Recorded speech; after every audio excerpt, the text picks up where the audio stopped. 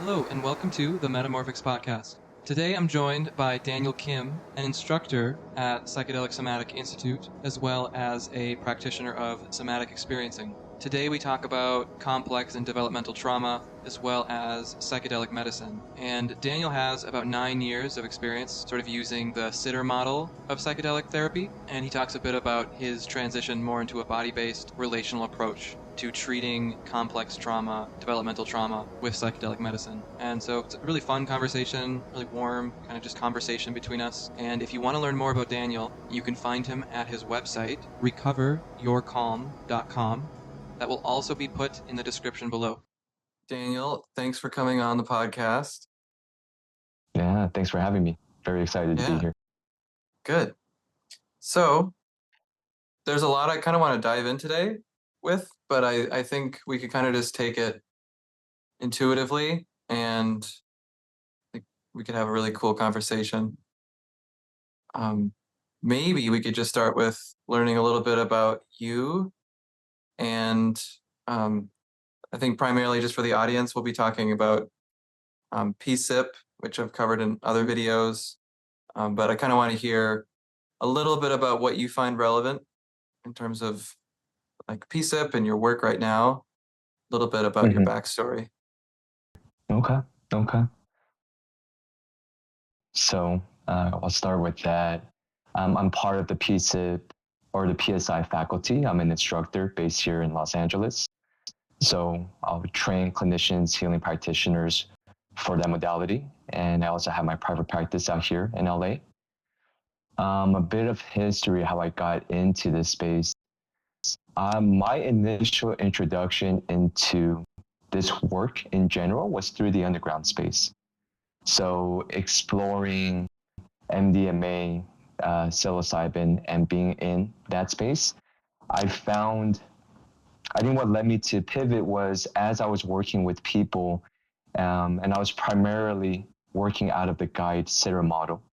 I found limitations in the ways that I could support or meet clients, especially with people that have much more complex and relational trauma histories and the various defense mechanisms and structures that would show up. And I felt that I was, one, working outside of my scope of practice when I would meet that, but two, I felt that the sitting and holding space was not enough.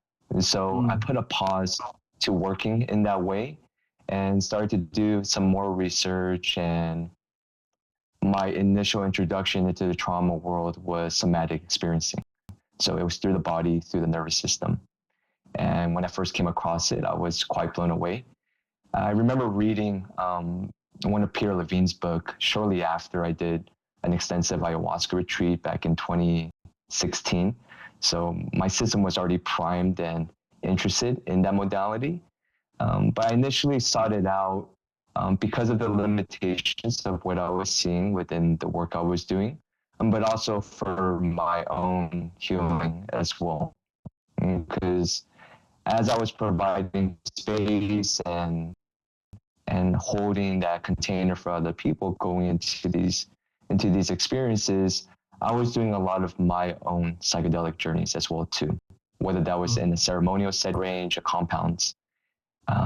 And that's usually what drives me into a new modality or exploring some new training. There's a limitation that I'm finding with the people that I'm working with, but I'm also finding a limitation within my own system as well to my own healing. So when I pivoted into somatic experiencing, it was partially what I mentioned, working with other people and seeing the limitation in the guide sitter model. But also my own system started to wake up in a very different way, in a very somatic way. This might be, I'll go ahead and touch into this. So during that time as well, I was doing a lot of meditation practice as well. I was, coming in and out of extensive meditation retreats, like silent retreats there for 10 days. And, you're primarily just meditating. And my practice consisted of 3 to 4 hours of meditation per day. In a way, I was playing with the idea of like being an urban monk and seeing where that would take me. And some of the psychedelic experiences that I had on my own seemed to crack open my system in a way that I haven't experienced before. And it led to a lot of destabilization, a lot of somatic symptoms, a lot of autonomic responses that were looking to complete and that would emerge, but really had no way to form or organize. I didn't have the language to identify it. Yeah. Do you mind if I ask you, at the time, you just actually answered my question. If I was curious if at the time you framed it as autonomic responses or how you made sense of it. Yeah, I was framing it as a spiritual phenomenon at that time. Oh. And so there's things called kriyas and piti, depending on which tradition that you're looking at. And they're, at least what I was reading, they're more like subtle movements. It happens more frequently in a meditation retreat, where maybe the 5th or 6th day that you're sitting through like 8-10 hours of meditation per day, all of a sudden you'll kind of feel your body like moving around subtly, and initially you'll question like, is that me moving, or is that what's exactly happening here? And that's a common experience that would happen when you're doing meditation experiences or meditation retreats. But then there is a small population in which I was included into, and some people I found on forums and online, where the expression of it is much more extreme and intense, which then opens up this world of like the nervous system and Kundalini. And I think there are different models to look at something similar. At least that's kind of where I stand around it, right? You're talking about this compressed energy that has been unavailable for a certain amount of time, and all of a sudden it starts to open up and release in someone's system. And I think there's multiple reasons or interpretations of what that is, reasons why it comes out in a jagged or extreme way versus subtle ways. But at least for me, that was a way that I was understanding it. Like, oh, I'm moving down this path of meditation into stream entry. So now I hit this pocket in which there's movements, and I happen to be one of these rare individuals in which these movements are extreme. And when I went onto the forum, people guided me to a somatic experiencing practitioner as well too. And so a lot of these things were kind of lining up at the same time around my own practice as well as my own experience. And, you know, when I initially explored somatic experiencing, I was I thought I just needed to move the charge in a very simple way. I was walking into that space not knowing I had complex PTSD or developmental trauma. Right. So once I got a taste of it and someone working with my nervous system and my more primitive self rather than with my neocortex, I was hooked, and there was an intuitive pull that this was the direction that I needed to go into. So there was a big draw to it. And so I was exploring that for a few years, and then I came across PSIP. I came across a white paper back in, I think about 2020. And the white paper blew my mind, and I wanted to right away. And because there was still something that wasn't completing in my system. There was still you found that in somatic experiencing? In somatic experiencing. Yeah, like I could have a certain amount of charge and then it could be released, and I would somewhat feel better, like when I look at the 2 to 3 years that I was experiencing the work, like having some more stability. But there was something that would release in my system and it would refill in about 4 to 6 hours.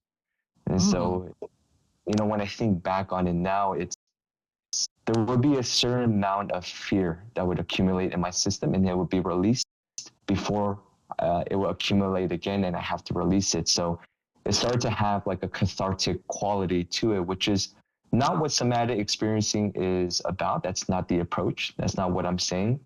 But for my system, that seemed to be the direction that it kept moving into. Do you have any ideas now on why, if you're comfortable sharing, but on why Mhm. the the charge or the fear kept kind of coming back in? Like why it would kind of Yeah. discharge, clear, and then start to like build again. Do you know, looking hmm back on it, you have insights? Yeah. So that was the piece that got me hooked on PSIP. So when I did my training, on the last day of the training, so at that time it was an 8-day training. I was receiving a session and we were working with solution, like building solution. So solution within the PSIP world often it is relationship, some form of Mm-hmm. relationship. Not all the time, but it's it's a solution that often comes up. Mm-hmm. And you could think of solution as a precondition that's necessary for someone to go into the healing response. Mm. I think what was happening in my system was when I'm in my nightmare, when I'm in my primary consciousness, this world that's connected to my nervous system, that's connected to my unconscious, that holds a lot of my relational trauma. In that world, my system still does not recognize that this life is different than I'm living in. As Mm-hmm. my system is still convinced I'm still in my family of origin, that I never left that home. And I think a reason why that was so layered into my system was so much of my trauma is in the first few years of my life. So while my sense of self, but also my sense of reality is being formed, I'm in a Mm. container that's pervasive with intensity and fear and powerlessness. Wow. So as I'm kind of moving through my day-to-day life, especially as some of my dissociation would like lift and get thinned out, I think in a way from that Mm. part of my psyche, I'm experiencing all of my relationships to a certain degree as a perpetrator. I'm just used to managing it and calming it and soothing it. And Right. so to So your question, Mhm. the perpetrator never really, prior to the thinning of the management strategies, the awareness of this perpetrator never really fully entered. It would be managed away. Yeah, managed Yeah, away or completely cut off. For the completely away. majority of my life, it was cut off. Yeah, yeah. Right. And then as it would surface, then I have all these management strategies that have been there to kind of help reinforce the the quelling of it. Because Yeah. Wow, if you're saying not, this so beautifully. Mhm. Yeah, I appreciate that. I think, well, so like with the perpetrator, it's what I came to realize in that session for my piece of training was I've never really had an experience of closeness without terror, without that Mm, layer of mm, fear, right? Where yeah, without terror, without penetration. yeah. So to get to your next question, I think that's why that cathartic experience was happening. Because in order for the system to mobilize and come out of the nightmare, there needs to be a pathway. There needs to be a world that I can move into that is different than the world I existed in. If not, all the strategies are going to want to stay in place. The defenses are going to want to stay in place. That pathway isn't going to be available. Mm, So I think when I would move through a lot of those sessions, even though things dripped in and it was helpful, as my system would try to mobilize and move through certain material, it would kind of break out sideways because the thing is trying to move yeah, into yeah, still the nightmare. It still has not changed. So all I yeah. could do is either purge it out temporarily, manage it, dissociate, but I can't really come fully back into this life and into relationship with you or with my practitioner at that time. I think that's my sense, and I appreciate the Wow. question because I don't think I've articulated it before, and I don't think I've had the capacity to till recent Yeah, years. it's profound. I mean, it's profound. I hope it translates because I imagine people who haven't dipped their toes into the kind of water that we're talking about, it's, there's one thing to say all of that, but the lived experience of it is very profound. And I Yeah. love how you're articulating it. Mm. hmm hmm Yeah. Yeah. Yeah, I one think. more thing. Oh, I think because a lot of people probably go through cycles. I think that's probably a very common experience. I mean, I certainly resonate with everything you're saying of this, um, like this discharge of fear, clearing out, and then feeling kind of like I'm here, like I am here, and then Mhm. somehow quickly, this tension starting to build around inside myself, Right. cloudiness, numbness, Right. and then I'm somewhere else, and I don't even how quickly that happens. And I think that's probably a very common experience for anyone kind of doing this kind of inner work, you could say. hmm And I think the way you just articulated it there is like, yeah, if that discharge is happening and your system has nowhere else that it can reliably go to, no solution Right. that is reliable enough, secure enough, it will likely just keep circling that nightmare, that kind of the gravity of that, hmm the pull of that nightmare, so to speak. Yeah. Yeah. I think that's one way of describing it. I think a common way that clients that are seeking out various healing modalities will experience something like this is, um, and I'm just kind of framing this just so that maybe the audience members can make connections around this, so it could be a bit more relatable if they're not doing this type of processing. That client that has done like years and years of conventional therapy, right? And maybe even other like somatic modalities, different types of work, and even psychedelic work. And you start to have a conversation with them, and then they describe how, for some reason, no matter like I could do these things, I go to the retreat, I'm doing all this therapy, but it's only a matter of time before my system starts to go back into this default state. And Yeah. the way I'll describe it to them or reflect it back to them is it's similar to how someone like resources their system. Like you could do certain things like go to the gym, you could work out, you could have a long hug, you could have a good meal. But if your baseline is at a dissociated kind of foggy state or like an Mm, anxious, heavy state, if that's what you're used to existing in, because you have so many memories that mm, exist in that world, mm, you can move yourself into this calm, connected place. But whether that's minutes or hours, there'll be this gravitational pull that will naturally bring you back to this reliable place of stuckness or disconnection or floatiness or mm, hopelessness. And mm. it's such a frustrating space to be in, especially when people are pouring so much of their energy and time in doing all of this work. But, when you start to zoom out, and this, of course, doesn't happen to everyone, but at least the Yeah. clients that I tend to work with, they could zoom out and see like what is reliable is I could do X, Y, and Z's connected state. It's more of I need to do something to get myself out of there, but at the end of it, I'll naturally get pulled back into that spot. Yeah, yeah, it's really well said. And I like kind of how you described the process of moving through it, which was there's so like solution, relational solution, and Mm-hmm.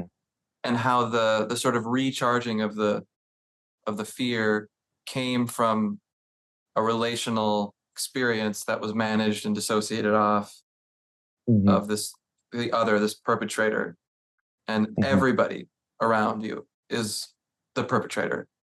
And Mm-hmm. so every relational encounter becomes another instance of the scene of the crime, so to speak. Yeah, yeah. I think I guess to say more accurately, Mm, anyone that I'm open to engaging intimately. So then, mm, therapeutic settings, intimate relationships, that's where it would really highlight itself. I Versus see. strangers and like brief interactions, it would still show up to a certain degree, but it wouldn't be as clear to me. Mm-hmm. Actually, I take that back. When it really woke up in my system during those years, there was social phobia. any organism. Like it even got to a point where if I'm interacting with an animal, I could Yeah. feel elevation in my system, Mm. a lot of charge. Mm. But there wasn't clarity of what was happening or why it was Yeah. happening. Just swimming in it. Uh, I really relate to that. Yeah, that feeling of just they likely show up differently in us, but just the every other just being a threat in some way. I think at one yeah. point it even got to the point of just experience itself, like the space around me itself, whether there's a Mm. person there or not, just like the microfibers of existence being a threat. Hmm. That is a lot, right? Because then you're talking about organisms, but you're talking about things that you're talking about the whole world in a sense, right? The Yeah. fabric of reality with a level of threat in your system Hmm. during those. Hmm. Yeah. I'm curious when you were having those experiences, were you able to? Is that something that emerged like as you were going into deeper processing, or something that you've been in contact with since you were younger? Oh, it's emergent. Yeah. I mean, completely managed, right? Managed and dissociated. And I think I like look back at myself from like high school years, and I'm just like a wooden, like a plank, just so frozen. Um, Yeah.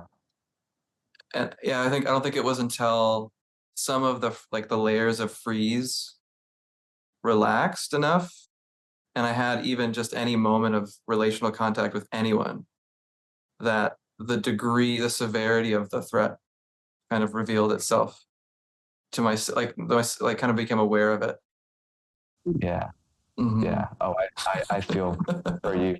I feel for you, and I feel for your mind during that process, because if it's anything like what my experience was like, it's mentally jarring, because then you start to understand yourself in a certain way through all these years with the dissociation and these underground management strategies that you weren't even aware of. And as Hmm. things live, you're kind of forced to confront yourself in a very different way, because it's loud and it's confronting and it's acute and sharp.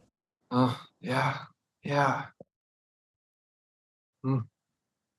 I can receive that. I receive the validation. It feels good. So we could commiserate in our past sufferings. Yeah. Yeah. Yeah, but it's also there's something like even inherently kind of hopeful about that because I think that the fact that relationship can be such a both activator of the full breadth and intensity of what's under the surface, so to speak. Mm-hmm. Um, but it's also the solution for it. And I think that Right. that's where I've seen in my own process and in clients' process where it's like, this sucks. This is horrible. This is the worst thing that could ever happen to me. Yeah. And I feel you here with me. And that makes it to some degree like it's experienceable. Like I can experience it. Mm-hmm. At Mm-hmm. the very least, I can say that. Yeah. Not saying it's going to get better, but at least I can experience it here. Yeah, yeah, yeah. And I think that is the nature of trauma processing in general. It's not to change the memories, right? It's like what is necessary so we could be here, so that you can be in your nightmare and allow this to move through your system, to associate to it. Because of course there's a nightmare and the horrors of the nightmare, but then there's also aspects of yourself in there. And I think when you're talking about this relationship being um, like a catalyst to increase the capacity to be with the self and everything that didn't get a chance Hmm. to. It is a profound experience, Mm. and Mm. I don't know how much we could really process without that. I think in trauma, but also just in daily life. No, As I don't think so. Yeah, because I tried to do it pretty into like when I was early 20s, I tried to just work through that on my own, meditating and like reading oh all the yeah, books I could find. Um, none of them about the actual problem of like relationships. It's like about like esoteric stuff. It's like, how do I um get out of my experience? Mm-hmm. Get out of the, because it just feels, it's all being kind of held up in this freeze Yeah. response. Yeah. Um, but you can't do that alone. You'll just get in your own mind. Oh, yeah. Yeah. No, I'm with you on all of this. I think we touched on this briefly on our initial call. And yeah, you very much are my spirit animal. You're describing all of that. Like, yeah, I think there's definitely overlap in the way that we moved into how we got into PSIP. Because, Yeah. yeah, I would take a lot of risk in resolve whatever it is that I was going through. I wouldn't even define it as trauma at that time because I wasn't really engaging with the content. I was looking to transcend it or find distance from it with meditation without really actively trying to do so. I wasn't trying to bypass it in any way, but that's just looking for all these different routes of resolving this material that is in my system without having to be in relationship with someone. So, Yeah. and a lot of that goes to, doing solo journeys, meditation, right? Silent retreats. Yeah. Mhm. Mhm. They're Yeah. perfect. Silent retreats are perfect. You don't have to talk to anybody. Exactly. Yeah, yeah, I'm with you on all of this. That's so Yeah. funny. And I don't think, yeah, even if you knew, like, even if you knew that was trauma, I think, and you just were alone and you didn't have, if it's not accessible, it's not accessible. The content isn't even, and by content, I mean the embodied, felt reality of what you're even talking about. If that's not accessible, there's nothing to work on. Like, there's nothing that's actually moving. Hmm. And so it seems like you're just, I guess like one metaphor would be like trimming the leaves, but the whole root system's still there. Hmm. I don't even know if I fully like that metaphor, but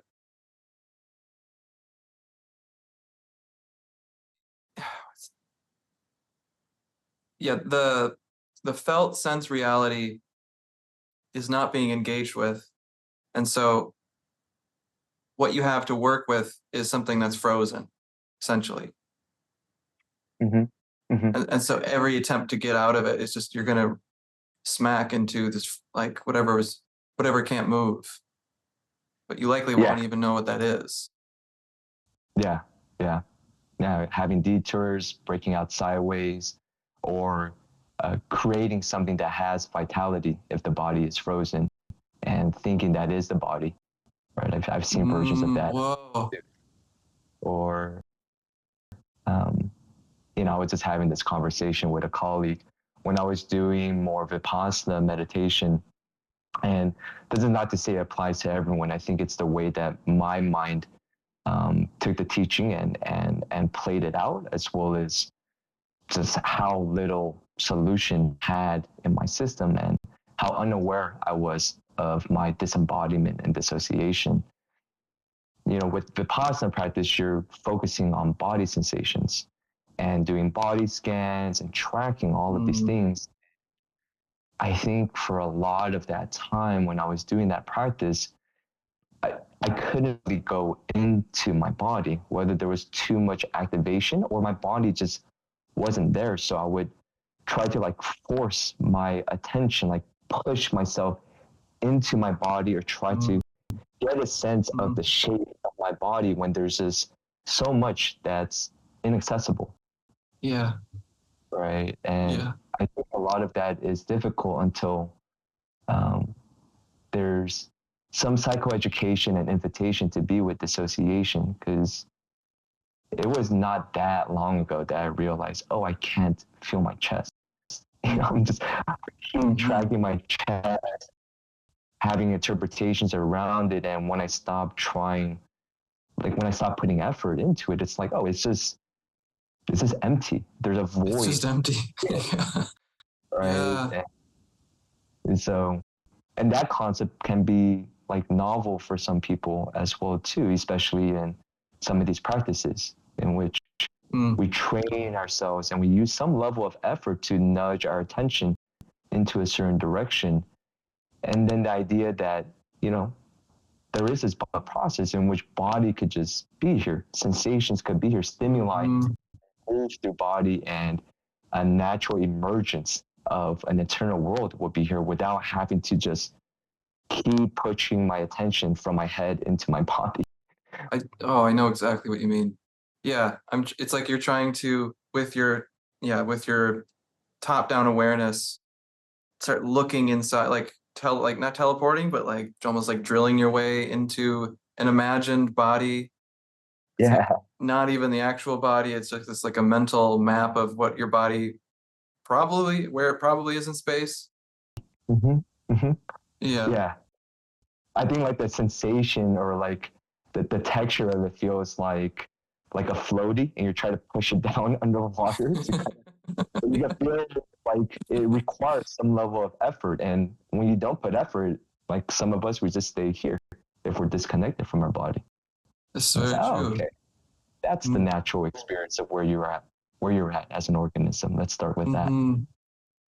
Yeah, I know. I had certain questions that I wanted. We might still get into it, but I'm noticing myself wanting to share too some Yeah. big insight I think I had that really opened my world or showed me just how much I was really in my own fantasy um about myself or about my life, and I think that fantasy sort of built quite grand. Like, it was quite big. I'm a certain kind of person, and I'm past certain feelings or certain anxieties. Um, but I think what really changed for me was the full acceptance of where I genuinely was in relation to intimate relationships or something like that. Of like the full terror of another human being in my system, and like how small I actually feel in relation to that. And I think there's like this like top down egoic reification around I don't feel those ways. Like that is not the way that I feel or will ever look or appear. I'm not childish. And I think once that really kind of released, I saw through Mm-hmm. that. Then it's just like, oh, I'm like this tiny little kid, terrified of this other person. Yeah. Yeah. Well, I appreciate you being so honest and transparent around that. Um, it's it's difficult to meet that right within ourselves. I think like I wondered the amount of like what other dreams or fantasies it broke down for you as you became honest with that layer of yourself, right? Because if that's what relationships are actually like for you, and I imagine you want relationships like what type of landscape does that paint out? Right? Yeah. Because not Yeah. only for the but just in relating in general, if that is what relationship actually is like, I imagine that's a world of like powerlessness and helplessness and just it's not that yummy connection that we're all looking for. Yeah. Yeah, no, you're capturing it. That I think that you're really on the point there. Is and I think there was a when I'm able to make contact with that, it's like, yeah, the full viscerality of the terror and the need for connection at the same time, which I think is probably at the heart of disorganized attachment, right? But um, Yeah. there was also an aliveness that my being is like, yes, this is it. This is where we need to be. And it's not like a word, it's not like an intellectual thing. It's just like it's just a big yes. Even if it's a no, even if it's like I'm terrified, I want you to go away. Um, Mm-hmm. it's just there's like a level of honesty and sincerity that pierces through fantasy that feels to me like um I don't know, like sacred, or maybe that's one word to say it, but beautiful, even in the terror of it. And it's like Yeah. this is what, if I were to spend my time in my life doing something, it would be coming into more sincerity in this way. Yeah. Yeah.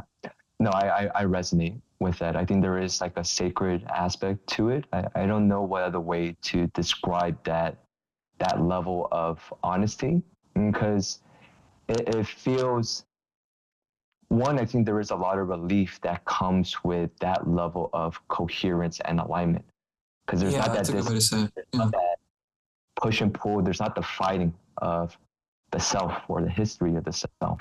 Mm-hmm. And when it aligns in that way, before I got into this field, my initial curiosities was drawn by spirituality. And there's this like craving and curiosity for truth.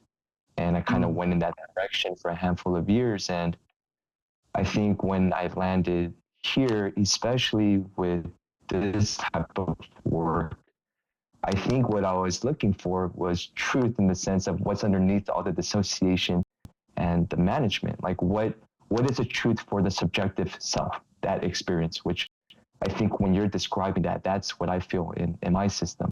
It's like, this is where I'm at, and this is how I actually feel. This is my reality. Yeah. And there's something very special. And it sounds so weird to talk about it in this way because it's excruciating. Yeah.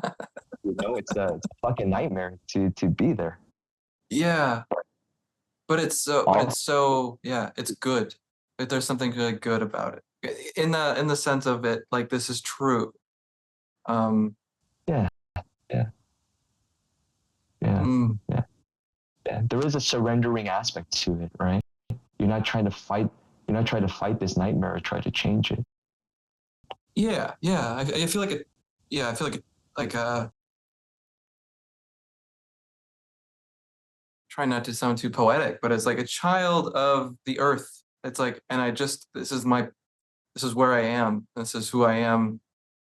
And it's not like an extra layer of fabrication in the face of the other, which Mm-hmm. like, which feels like a very pure act, and not in a moral sense, but just in like purity, in the sense of, this is just my my most sincere showing up right now, Mm-hmm. even though it feels like I'm surrounded by sharks. This is what it's like to be me. I'm being Yeah, honest. This is what it's like. Yeah. There's like something about that that's so, yeah, yeah. yeah, I don't know. It feels like this, like cheering on from the, like, earth, deep in the earth. Oh yeah, 100%. Because I'm making an assumption here, but I imagine it took a lot of time, a lot of work, and a lot of effort, like all these layers that you had to move through, and in order to get to that spot, to even have the capacity to be with that, right? To be with that truth. Yeah. Yeah, because it fills in layers of the personality. It builds layers of the whole personality. So Mm-hmm. yeah, very long time. Hmm. Yeah. We could talk about this for hours. Yeah, For a because very long, yeah, I agree. And I think, oh, I'm loving that we talked about it in this way. It felt so personal, mm-hmm. and I imagine it probably, for whoever does listen to it, will likely be able to resonate with it more. Because I don't think what we're talking about, even though, I think everyone's situation to some degree and everyone's nightmare to some degree is unique to them. There's overlaps. And I think hearing about other people's experiences and ways they've related to it, um, and ways they've tried desperately to get out of it and fail and fall on their face, Yeah. um, I think is helpful to hear. Just like the Mm-hmm. humanness of it we're talking about. Mm-hmm. Oh yeah, I'm with you on that. It feels good for me. I definitely feel much more connected to you. Yeah, Because yeah, likewise. yeah, it's a very personal, um, vulnerable, unpredictable experience that people go on to get to those type of experiences. So Yeah. yeah. And it feels very like I feel much more coherent right now, even talking to you. Like there's something that's cohered a bit. And this is integrating for me, this whole conversation. Yeah.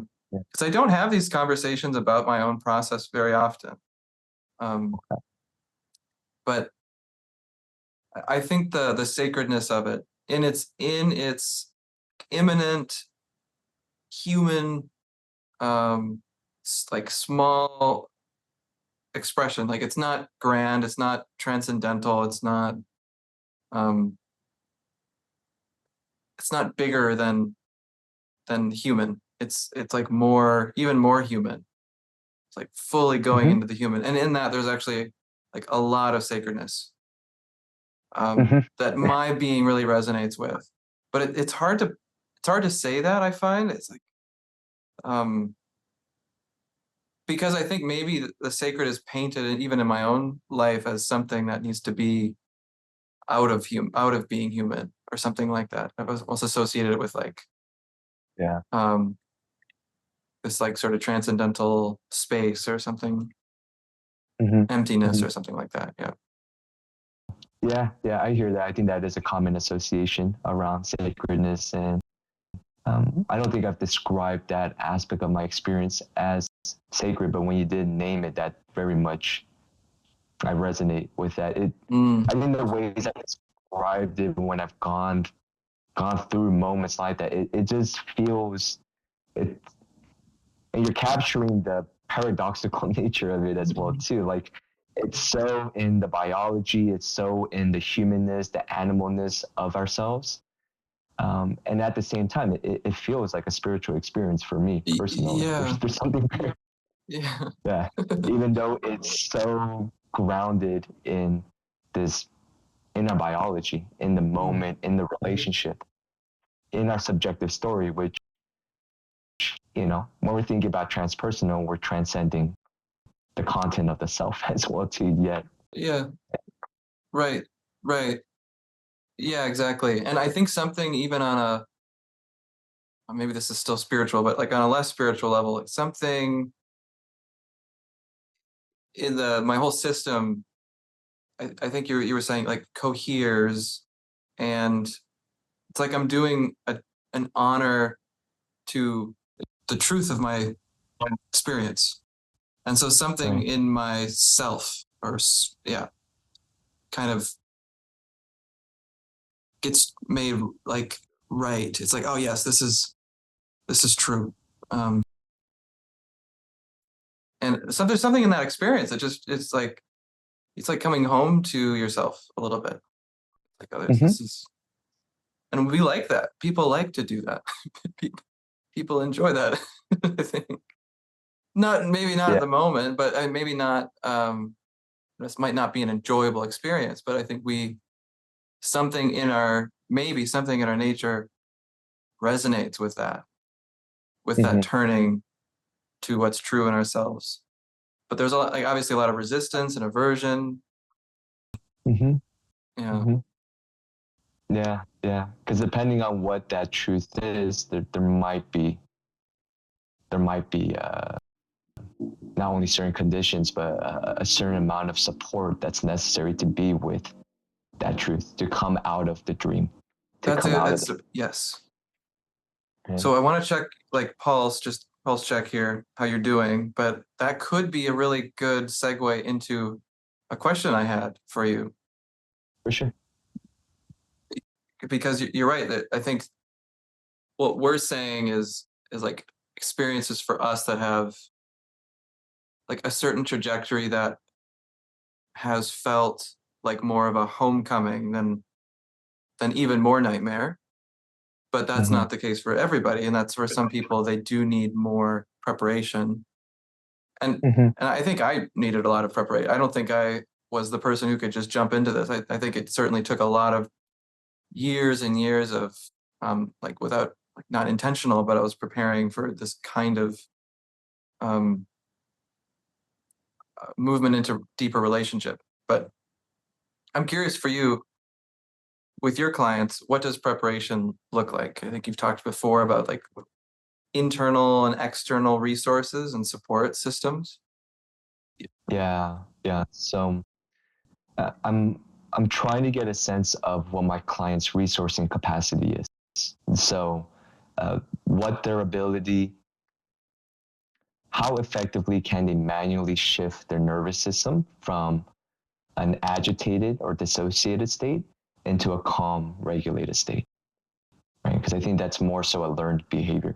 And that is necessary for trauma processing, but I will argue it's necessary for just well-being in general. Like present moment life is stressful. There's going to be curveballs. There's going to be things that happen within the economy, politically, socially. So having the capacity to calm the system, I think is just something that we want, generally speaking, even if we're not going to tackle on trauma processing. Totally. And that could look like a range of things, right? Like for some people, it's some creative pursuit or creative activity, like doing pottery, dancing, music, cooking food, enjoying food. One thing that I'm a huge proponent of is some form of exercise, something that involves the body.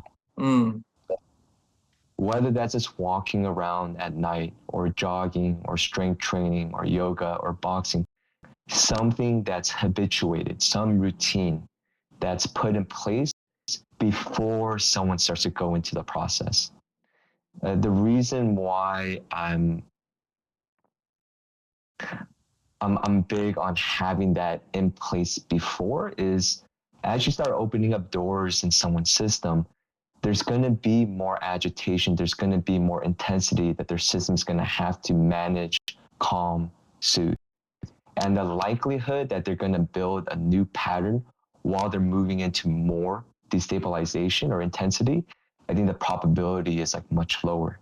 So I definitely want my clients to have that pattern into their life, to have that routine before we start opening up their system.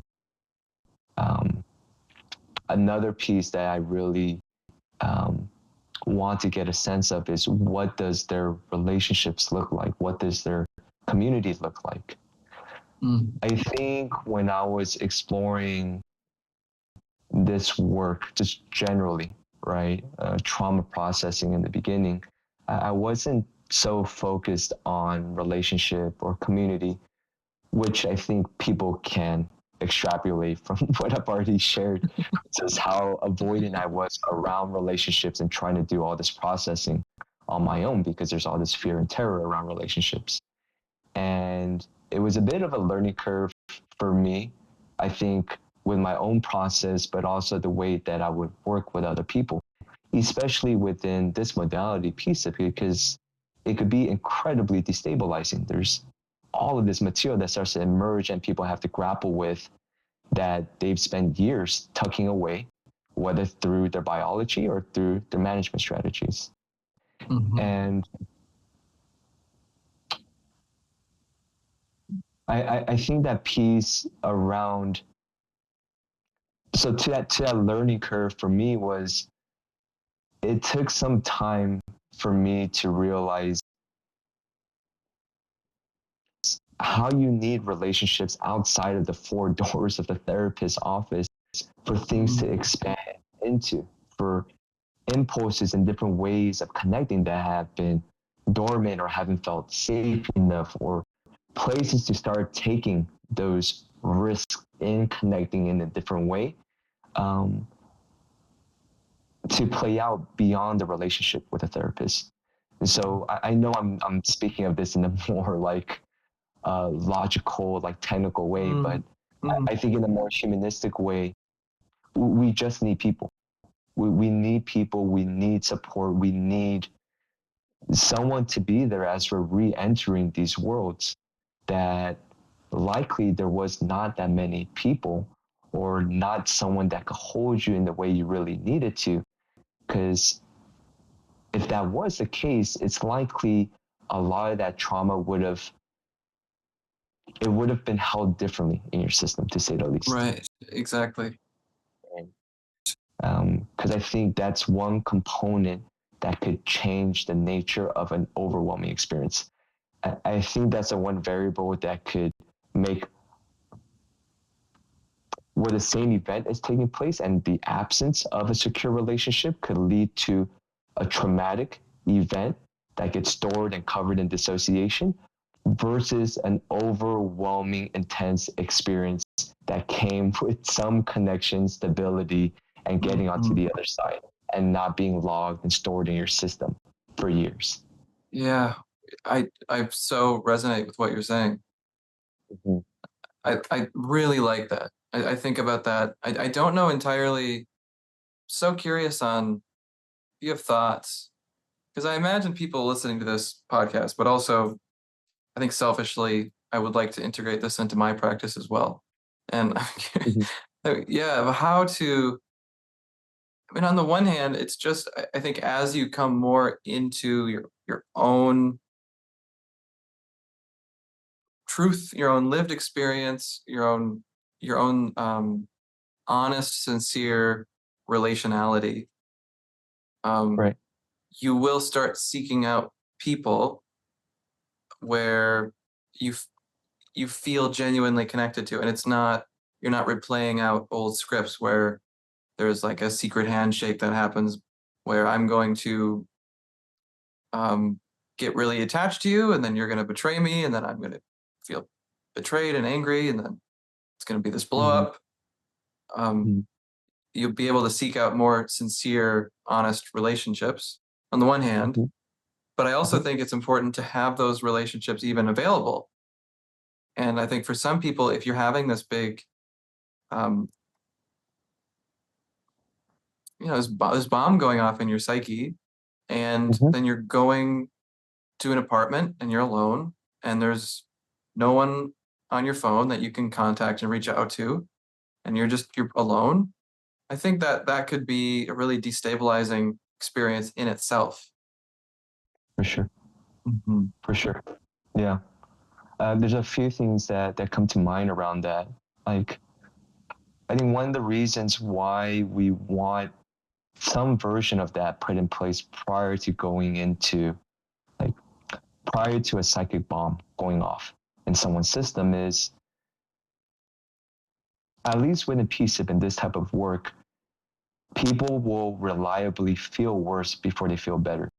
And I think in that process, as they're feeling worse and a lot of old relational material starts to get kicked up, I think that also opens up the possibility of, I'm thinking more so about like the shadow side. I think there's obviously the good side in which you're experiencing more moments of secure attachment that could deepen certain relationships or potentially open up a new relationship in someone's day-to-day life. Mhm. But also as someone's moving more and more into their nightmare, if they're trying to build new relationships while more and more of that nightmare is available, I think it's possible that more reenactments can happen in their system, right? You could Yeah. recreate the situation and find yourself in a dysfunctional relationship. But I think the more practical thing, the practical challenge that comes with that is trying to build a relationship while you're overwhelmed and you're destabilized and you're just trying to Mhm. balance your pieces. Mhm. Similar to what I was saying about building out a workout routine, it's going to make it way more difficult in my eyes to build that relationship that's also necessary in order to get that support that you need and to have Yeah. a reciprocal relationship with someone. And so that's some of the first, like that's some of the main things that come up for me around waking up someone's system without having that put in place. Mm. Um, and of course, like there's some people that don't have that to start with, right? And and then there's some people in which it's this chicken and egg conundrum. Like I have all of this terror and fear around humans in general, and someone telling me I need to build out these relationships in order to go into the trauma processing, when me trying to build out these relationships, no matter who it is, comes with so much terror, just does not make sense. So it's like, Yeah. Yeah. where do we make these Yeah. Where do you interventions? start? Yeah. Can we? Yeah, we have at least one. like in the therapy room, Mm-hmm. and from there can we build out. But you're right. It's like, but then the process also destabilizes. And so, and in the midst of the destabilization, I agree, it does actually probably run the risk of more reenactments. Mm-hmm. Yeah, Mm-hmm. yeah. I would say with a client like that, if they don't have those relationships and you're looking to do this type of work, I personally would not open up the door to any type of trauma processing. Because Yeah. if I'm looking at someone like that, and my sense is they're likely struggling day to day to just get by. If they have no relationships and the idea of engaging with someone comes with terror, that sounds like a world of a lot of isolation. Mm-hmm. Right. So I think it's fair to make this assumption that, okay, they're at least quite thinned out, resource, solution, relationally. And so then I wouldn't want to pressurize someone's system. And by pressurizing, I wouldn't want to work with someone in a way that will likely bring up more and more material. Because I think if they're already feeling all of this like kind of chronic fear in relationships, they're already in a lot of nightmare, in my opinion. Yeah. Right. Really The nightmare is not, nightmare is not very hidden. Yeah. If they're having that activity and they're experiencing isolation because of that, it's like, oh no, we need to bring in something different. We need this client needs to have a sense that this world is different right now, or that relationships could be different. The agenda shouldn't be going more into the nightmare. I like that a lot. I think that's just a good metric to have. It's like, if we are in the nightmare right now, like, where is solution? And like, let's just focus on that right now, because there is no solution. So why go into more nightmare? Mm-hmm. Yeah. And I think there's times in which, I don't know if assertiveness is the right word, but like having to work with the client to slowly see their reality in that situation as well too. Because I've definitely worked with people, and I think I very much was like this as well, in which there's so much nightmare which comes with a lot of like, I'll speak more for myself rather than for anyone else, but a lot of desperation forced to feel something different. It's like, I feel fear if I'm alone, and I feel fear when I'm in a relationship. I'm willing to do anything and everything I can. How many cups of ayahuasca do I have to drink? How many waves do I have to go through? How much do you have to pressurize my system? I really do not care. I just want some relief from this. And someone like me could come into the office and be very hell-bent on processing and be very resistant to the idea of my therapist, if they're able to clock that quite early, like, that's not going to be helpful for you. And having to find ways for that to get across to me without me destroying the relationship. Dismissing it. Like, you're not trying to help me, I'll go find someone else. You can't help me. Yeah. You're not willing to be in this with me for a range of reasons, when in reality, someone could be seeing in my system, like, you're just moving, you're pushing your head against a brick wall over and over. Like, no matter how much will that you have and how much commitment you have, if there's not enough solution in your system, you're not going to get onto the other side. And we need to focus on these other aspects, right? That doesn't have to do with trauma processing. Right? I really like. And do, at one point we can go into that material, but there's certain conditions that really need to be in place for someone to go into their nightmare.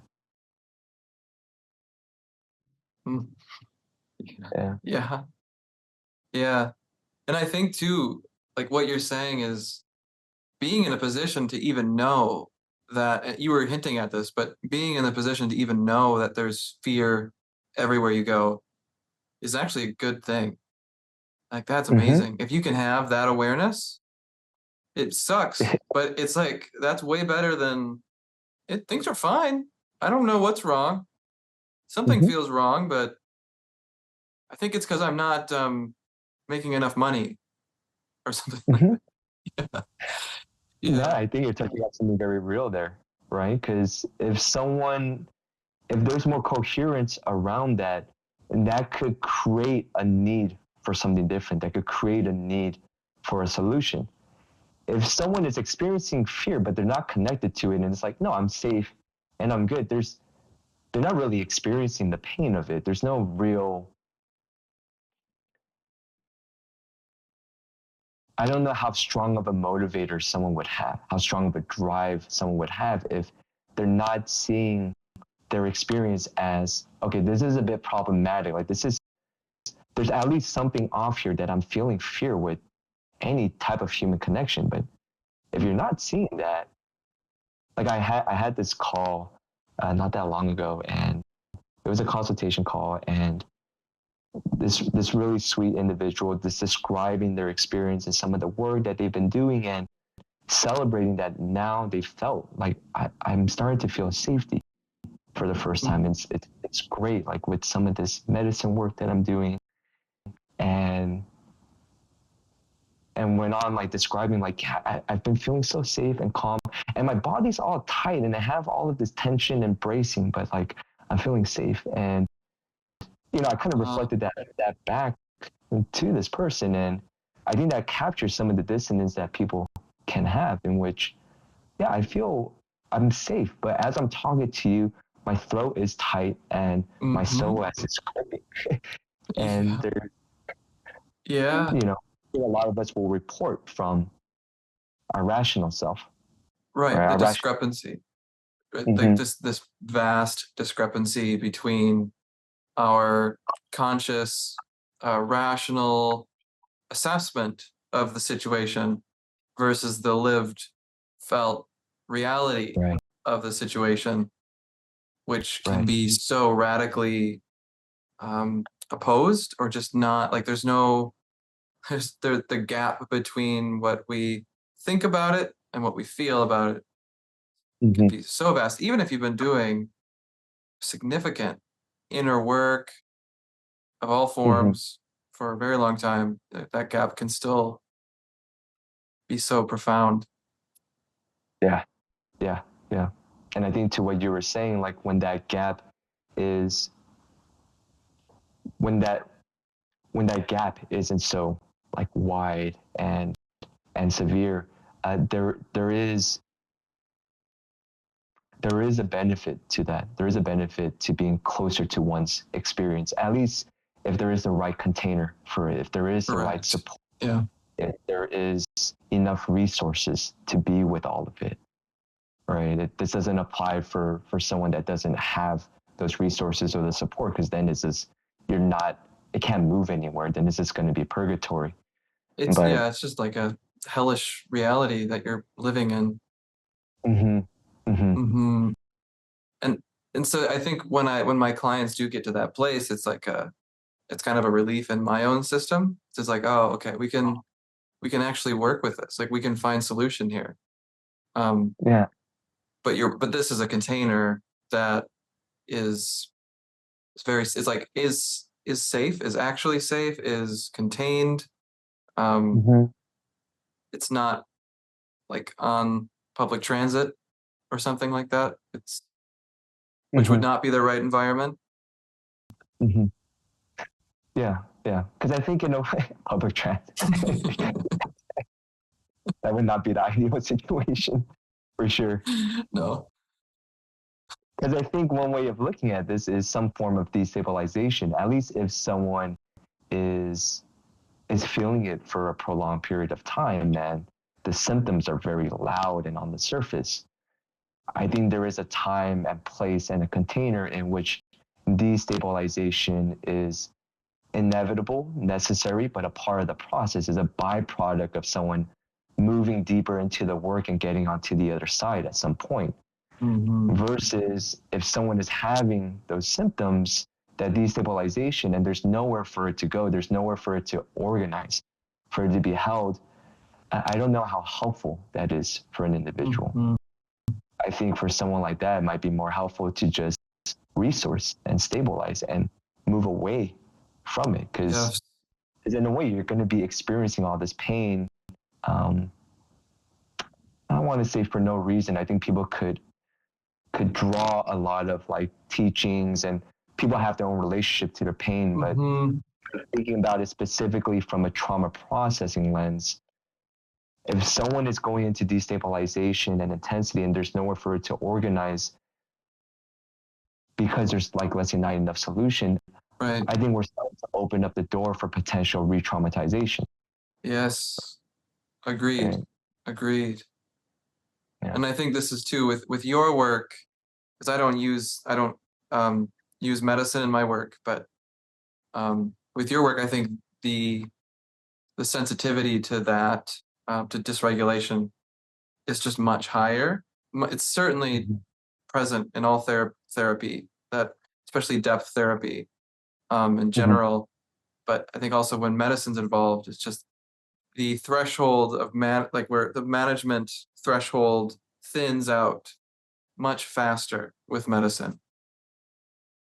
Oh yeah, yeah, yeah.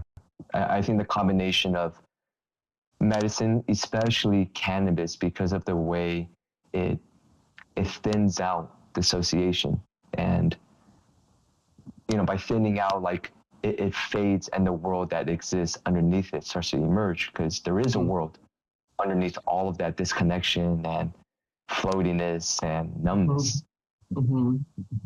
There's that piece that comes up, and also within peace, if we're pressurizing people's systems, so we're inviting them to voluntarily inhibit, voluntarily pause the ways they manage or cope or soothe their experience.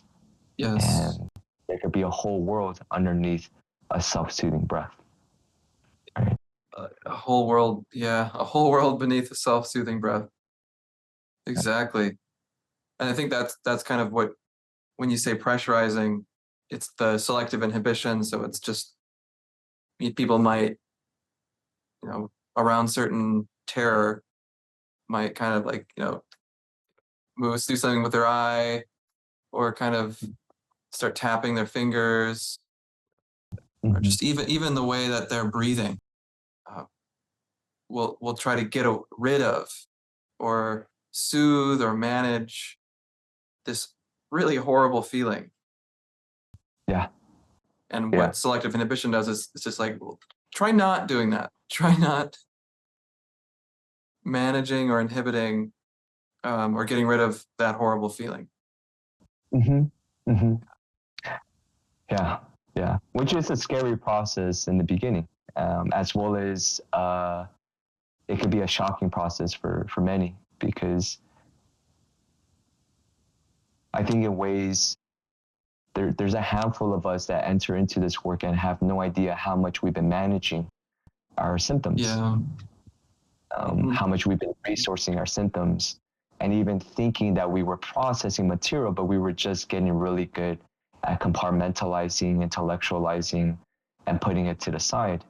Because as we start to pause that, there's that world is just like waiting, So I've seen it be a jarring process for a handful of people, in which they thought they were really metabolizing and completing aspects of their traumatic material, and then they realize as they inhibit certain things. Because one thing that I really like about pressurizing someone's system, I think it brings a lot more clarity of how someone's system is structured. You get to see what's really underneath the hood, underneath the mechanisms, the layers of mechanisms that are automated through our mind and learned behavior. Like what really exists underneath that? What is the world underneath the functional self that's somehow shaping or modulating the ways that we show up, or maybe even the ways that we feel.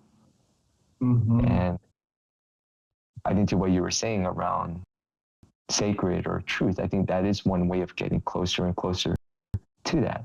Like, how do I actually feel when this piece happens? When I don't take that deep breath, or when I Mm-hmm. don't try to Yeah. rationalize it with my mind. And yeah. Yeah, and it can be very jarring. You're right. It was certainly jarring for me when I first tried it, Mm-hmm. using medicine. Off of Yeah. medicine, it was not too bad. I felt like it was scary, but I'm like, I know this. I know these waters. But I think Yeah. when medicine was involved, and then the relationship piece became so much more enhanced and like right there, and I wasn't Yeah. managing this whole relational level, this whole hypervigilant relational level. That's when the selective inhibition became like, oh, that's why, like that's why we don't Mhm. inhibit that whole the whole world that was completely outside of my awareness was has just been here. Yeah. Yeah. Yeah. I relate to you on that tenfold. Yeah, that's definitely I still get surprised of all the mechanisms that my system has generated over the years and around the initial trauma itself. Not so much the dissociation, but the additional adaptations that my system has generated to never depend on someone ever again, right? To never, and you just watch it and you see it. And I think in a way that's what you're touching on with the pressurization and seeing, you get a chance to really see the the way your system is structured and all these like opening and closed doors and this Yeah. maze that's created to not look at this, to not, Yeah. anything but this. Yeah. Yeah. Yeah. Anything but this. Yeah. Oh, yeah. And I think it's for when it first started out for me was it was just very like what's the word? It's not undifferentiated. That's one word for it, but like nameless. It was just this nameless world of like horror, I guess is one way to say it. Um, but it starts to take on an interpersonal quality to it. Yeah. Um, and that for me is when it started to become like workable.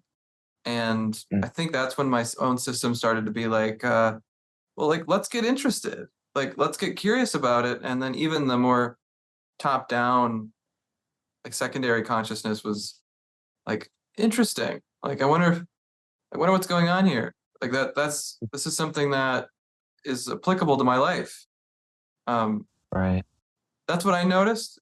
And I think they still will butt heads sometimes. Like there's still like a, um, no, like I don't, I don't want to do that. I don't want to go Mhm. there. Um, Mhm. but I just think that the way that it goes from this nameless affect or constellations of affects and relational proceduralized relational templates goes Right. it's nameless whatever that is those patterns and it starts to take on a form that is like interpersonal and you start to see it everywhere you go in your relationships. So it's like, oh, that's my system making sense of connection. Hmm. Hmm. Yeah. Yeah. I wonder how common of an experience that is, that trajectory that you described, because I think in ways that's similar to mine, and it makes me wonder how much of that has to do with um, just like the natural kind of developmental process. Because at least for my trauma, a lot of it is in infancy. So when I'm thinking about early life and when things are happening, it is global, it is undifferentiated, it is the world. Yep. And then, you slowly start to develop a sense of an object, an individual, you start to have Yeah. separation in personal relationships. So it reminds me of that in the way you're describing it, this natural, like developmental, like process around affect, specifically around fear. Yes. That's been my personal way of how I understand it. Um, where I kind of relate to my own earlier traumas as being very young, very, very young, like likely Yeah. to a lot of extent pre-verbal. Um, and yeah, it's undifferentiated at that point. It's to some, I mean, there is interpersonality. I don't know if that's a word, between infants and caregivers. I think even at a very young Hmm. age, but especially if things go, if things are contradictory or for whatever reason traumatic, I think then you've got this Hmm. entire cosmos, because to the infant that is just what everything is, and there isn't, yeah, that Right. sense of object permanence. There isn't the sense of strong differentiation between my mind, your mind. It's just this Hmm. like very big eternal bad. Yeah. Yeah. Yeah. That's a great way of naming it, eternal bad. Because yeah, when traumas happen when we're older, there I think the benefit of a traumatic event, like let's say a singular event trauma happening when we're older, we are able to differentiate. We are able to make discernment that this perpetration that happened with this perpetrator, it does not apply to every single person in the world. Yeah, It doesn't yeah, apply to humanity, right? I think it's a very different story when this is happening, when we are developing, when our self is developing and the world is developing. And I think that's one of the challenging aspects of really early relational trauma. mm, yes, that's what I see. It's what I see in own my own experience, and like working with people. It's very consistent. It's just if we've never opened the door again to our inner world or lived experience, it just is this big bat that feels like it will annihilate us to some degree. Yeah. If I think the wounding happens young, I think if it's not Hmm. as young, I don't know, but I imagine it probably wouldn't be um, so massive and undifferentiated, um, and bad forever. Yeah. Yeah. No, I'm with you on that. And to what you were mentioning earlier, like how relationship can be the solution, this activator that increases the capacity of what we could move through, what we could be with. When we're bringing it into this type of situation, then all of a sudden this thing that we need in order to be with Mm, the intensity of life or mm, traumatic event or just nourishment, care. Like there's so many things that develop naturally through relationship, right? The research very much shows that. And yeah. then when the relationship is now overcoupled with threat Mm, and terror, it's it's a very different world for an individual that has to move yeah. through life that way, right? You're so under Mm, resourced. You're so so under like research. Yeah. deprived of the thing that brings stability, security, or that has a potential to bring security, stability, vitality, that allows Mm, people to explore and take risks, but also like rejuvenate, like bring nourishment and comfort, mm-hmm, love, mm-hmm. and we need that even more if we are like going through, if we are in a nightmare, if we are experiencing nightmares. Even more. Yeah. So, Yeah. Yeah. And that if this if our inborn reaching out for a solution is for some reason not met or shamed, or it triggers in the caregivers a disgust response or these sort of contradictory responses, and then we for whatever reason learn our inborn reaching for connection is bad or does something bad, and is we can't do it, then we kind of get mhm, stuck in this horrible bind of like, I both need this thing because it's bad, it feels bad, and I need help, or I need you, but I can't need you. And mhm, so then it becomes like, for whatever reason, it's either you're too much or you're not there, or you are unreliable and confusing, Hmm. that just creates such a what's the word? I mean, I don't want to, because I think it's different for everybody, but it creates such an incongruent and unintegratable experience. Hmm. Mm. Yeah. Yeah. And it'll generate all these strategies to deal with the relational failures or limitations, and it'll be quite baked into our systems, right? I think that's one way of looking at the various insecure attachment styles is a range of strategies that are getting deployed to deal with the relationship and maintain some type of connection with what you're working with. And Ooh, so yeah. I think it wakes up a lot. Mm. I really like that, how you described that there. Well, okay. I did have a couple other questions, but I do want to check in on your energy. Mm-hmm. Um, there's definitely like just energy buzzing through. I'm finding these conversations very stimulating and exciting. Um, and I'm trying to think if the last question that you were asking was fully answered, because I think that those are the most relevant pieces around resourcing and the stability. There are some other pieces that I do explore before I open up that door with clients, but Mm, I think those are things that are very much applied to anyone looking to do some form of trauma processing with clients, like mm. taking them down that path. Mm. I really like, I mean, I think that that whole avenue of what does external resourcing look like? I don't think it really gets, or it has been integrated in depth psychotherapy. I Mm-hmm. think you might see it more in, oddly enough, like CBT or DBT, um, Mm-hmm. which is not so much aimed at the, the deeper material. Um, Mm-hmm. but I don't see it integrated into depth psychotherapy, and it's something I've been thinking about a lot.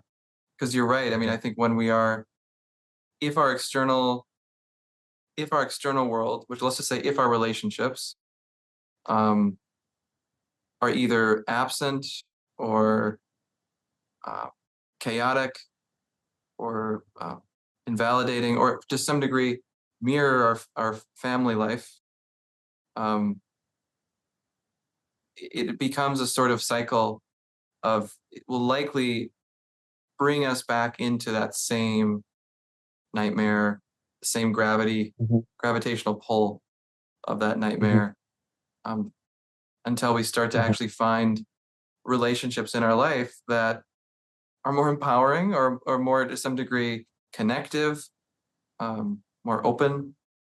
Mm-hmm. Yeah. And I want to be practical here as well too, because I think the relationships need to be good enough, as in I don't know if there's really a way to stop all the reenactments. I think that's just a natural part that just comes with being in an intimate relationship, unless you safeguard it and limit the amount of intimacy or closeness. Hmm. But there is an intimate relationship, a romantic partnership. I think that's just the name of the game. There's going to be roles that are handed out, and it's more so like how do people move through it.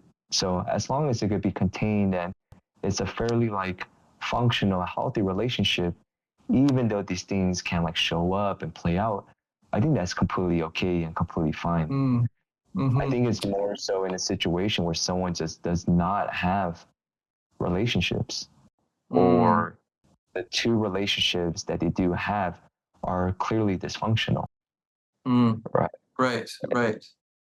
Like the idea that someone doesn't have anyone that they could trust with their internal world or feel comfortable enough reaching out towards or receiving support. Although there is certain situations, if I'm sensing that someone does have those relationships like that, the relational infrastructure is there. They have these relationships, Mm. and they're not leaning into them. But the sense that if things open up in their system, they will have somewhere to go. So Yes, yeah. they say like in that present moment, they might not be experiencing those relationships as full or rich, or feeling that, okay, I can lean into other people. For me, that's okay as long as those relationships are there and it has more to do with someone opening up and taking those risks. And I don't think that's always like picture perfect clear. So there is some that you're like intuiting and having conversations around. I like what you're saying. And I like how you define that too, is do you have somebody else in your life who you can share your internal world with? Mm-hmm. And perhaps hopefully vice versa, that they can share their internal world with you. Yeah. But I really do think that in dysregulation, if you have nobody that you can share your internal world with, then that Right. likely will lead to re-traumatization or continuation of whatever that nightmare is for a very long time. Mm-hmm. Whereas if you did have just a relationship that you could share what is happening in your internal world, I Mm-hmm. think that in itself is it's such a massive solution. For sure. For sure. And to like these other modalities that you were mentioning, like CBT or DBT, I think something like DBT is really great at working with those pieces, so that if someone doesn't have that, you could build these tools for self-regulation, right? Create different types, like to create healthier defense mechanisms to deal with everything that's coming up, so that you could be in the position, you could be functional enough to start building some of those relationships. It doesn't need like a profound amount of depth. You know, I, I, I want to be realistic around these things, but the idea that if someone doesn't have any of that and they're just really struggling and constantly dysregulated, you want them to have some level of stability, which Yeah. comes with resourcing, coping mechanisms. It could come with coaching. It could come with talk therapy. It could come with somatic experiencing. There's all these things that are away from purely trauma processing. Right. Yes. Yes. I could talk about this for a very long time. But what's on my mind right now is, there's two things. One was having to do with kind of switching gears here, and I'm trying to think if there was one last thing I had about working with clients. It'll probably come back to me. But when it comes to this modality, PSIP, um, I know that there can be like colleagues can work with each other, Mm-hmm. work on each other. So like I might Mm-hmm. be the facilitator one moment and the client the other, so to Mm-hmm. speak.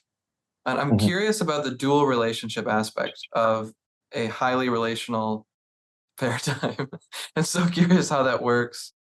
Uh, Oh man, yeah. I think this is a byproduct of an early model or early organization starting to emerge. Because let's say some of the people that are in the organization early on, if they're looking to receive sessions or receive treatment from someone that's at the same skill level or more advanced, there's a very, very limited pool that you could explore, right?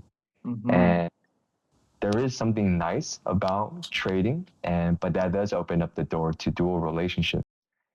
I'll speak more so for myself. I've had to be very mindful around the dual relationships, because there's some sessions in which I've traded in the past, and being in the seat of the practitioner and the client, in most situations, it's been too much for me to have that in the field while also having a professional relationship as well. So I've had to slow down on some of those pieces. Um, yeah, I haven't traded in that way for I think about like a year or more now. Okay. It's a lot for at least my system to kind of navigate and swim through.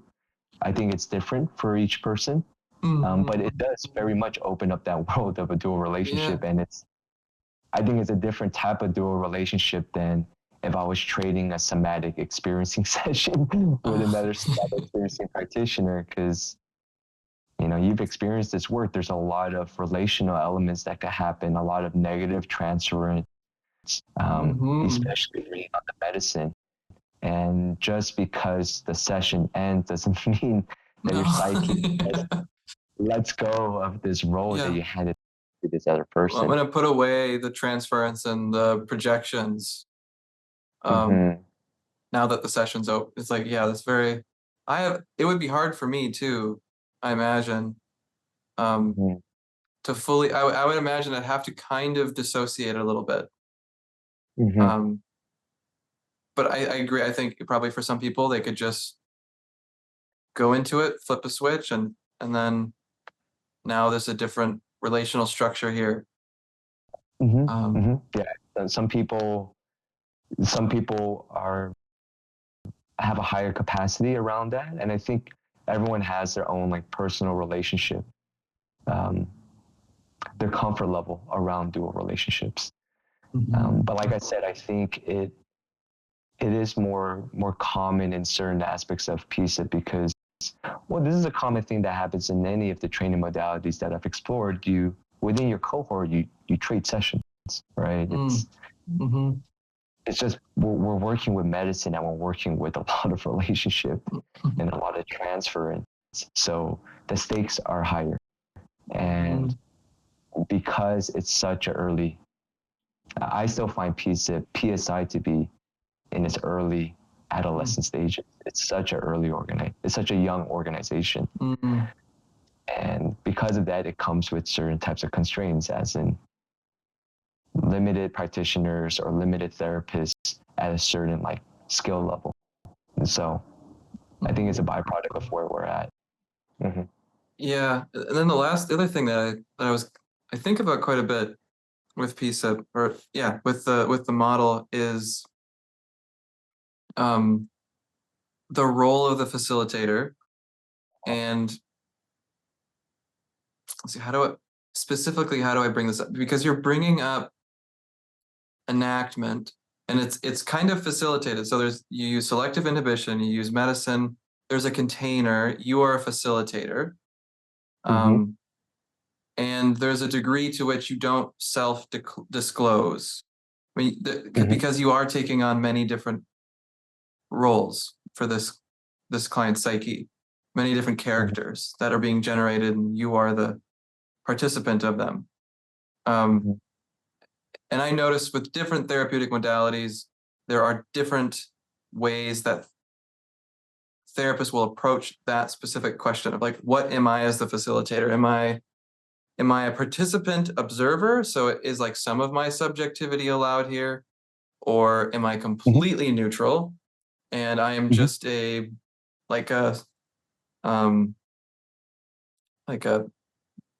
coat hanger for people to hang their projections onto, so to speak. Anywhere in between. And I'm just curious about that because sometimes it's really important that you don't, like, if someone's asking, like, are you mad at me, or do you, are you scared of me, or are you hurting? Maybe your hip's hurting or something, but it's really important that your hip isn't hurting in that moment, or something like that.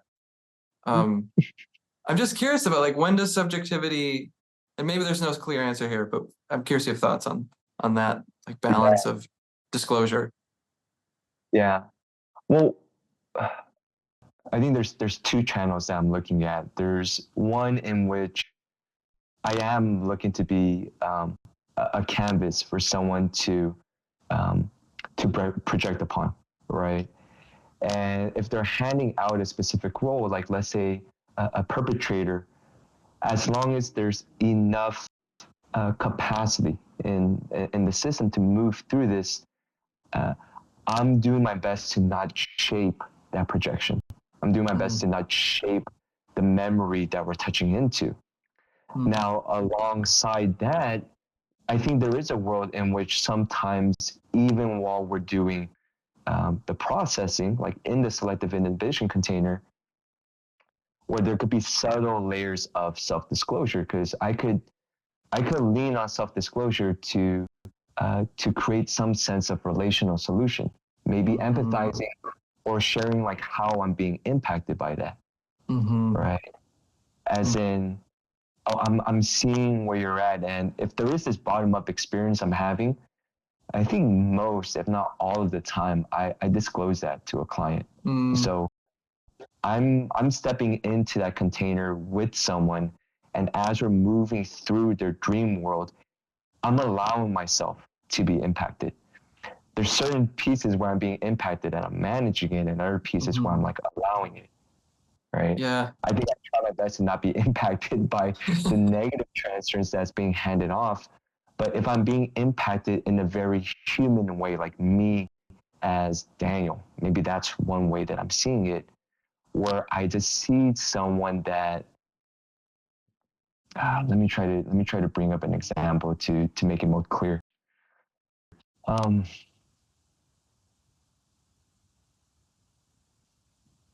Let's say someone's handed me a role.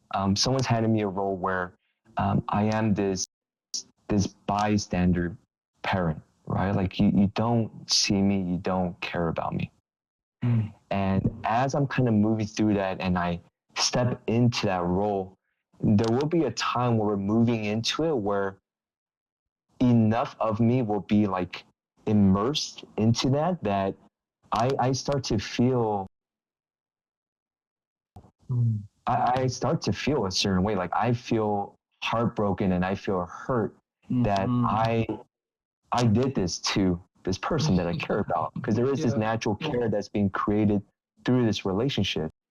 And from that place, I guess it's this kind of, I don't know exactly which side it is. If I'm taking on this role and kind of dreaming into what the solution is for the client, I think that does happen at times. And then there's times in which there's enough of me immersed into that world that now I'm just self-disclosing. Like, I am so sorry I did this to you, right? So into that role with that person. And the way that it will flow will be like I'm in the normal human relationship with this person. And this is how I would move if this person started to feel comfortable and trust me with their pain. And I'm just disclosing that, right? So I think at times this world could get a bit blurry if like, am I self-disclosing or not? And I guess a clear example when I am self-disclosing is maybe there's process happening and I let them know like, oh, that's it. I'm seeing how alone you are here. And I know from my own experience, like how isolating and how painful that place could be. So in a way, I'm borrowing my own material to create some type of connection that I'm empathizing. I see what that world is like for you, which is different than the world that they're handing me, which is you don't love me, you don't care about me, and you don't see me at all. Yeah, I right? don't see your world, and I don't even care to know about it. And which I think there's this paradox there where it's like by taking that on, you're actually you're seeing their world. And so there's almost solution in that, just in that expression of taking it. But yeah, it can get so blurry. And I wonder if maybe it does require a certain level of solution already on board in the system for them to tolerate you embodying their worst nightmare to some degree. Oh, I agree. Yeah. To be able to hand it and for there to be movement, there needs to be a certain level of solution for that to play out. Yes. Yeah. The common thing that happens in romantic partnerships where someone's like, oh my God, I finally found this partner in which I feel safe. I feel so good. This person gets me. I haven't been met in this way. And then right when it hits that threshold of intimacy where there's the channels open up and the projections and the transference start to like flow through. It's like, oh, okay, now there's all of this stuff that's servicing. And I think very much because you feel very safe with this person because there was that condition that was there put in place. Yeah, that would be one other thing I would kind of be interested in is like romantic relationships and this kind of work and how it shapes and changes maybe what you've seen either in your own life or like specifically with your clients of how it impacts romantic relationship. I mean, it certainly does. I can't not. but Yeah. it seems like a really big topic. I don't know if there's any. I imagine everyone who's done this work has a different kind of take on how it's impacted their romantic relationships.